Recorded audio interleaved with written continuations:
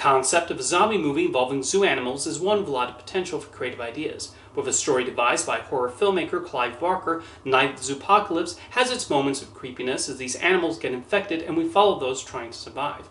However, despite clever sequences and inspired designs, once the animals start talking, any potential charm evaporates, so their voices can get rather grating and the jokes don't quite land. The final result ends up a surprisingly standard animated family film by the end, with the hijinks not being as amusing as they could have been.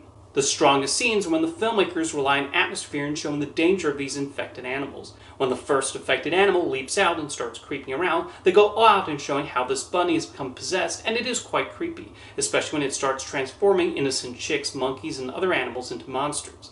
The designs are very inspired, and making them into these gummy-like creatures is an especially creative idea. The animation and backgrounds do have an appealing and colorful look to them, with the lighting especially standing out when we see the zoo at night.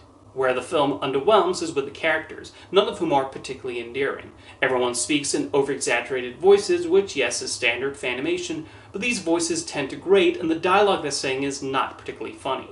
The main protagonist is a wolf named Gracie who has a tendency to shout her lines. The film tries to show a partnership between her and a mountain lion, but their growing friendship is not all that believable. There's a running joke involving a lemur who loudly exclaims monster movie plot devices, and that's a gag that's quickly run into the ground. He's joined by a few other zoo animals hiding from the zombies, and they also lack a lot of charm in their personalities. There are a few amusing lines said by a pygmy hippo speaks largely in non-sequiturs, but those represent the only chuckle-worthy moments in the movie. Some plot turns also show some invention as Gracie tries to figure out how to cure the infected animals.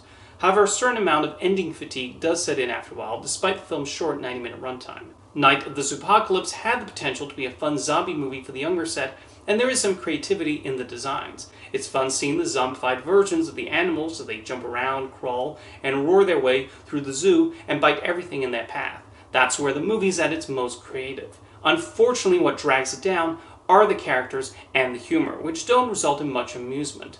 The jokes they're required to say are not that funny, and their voices range from tolerable to somewhat annoying.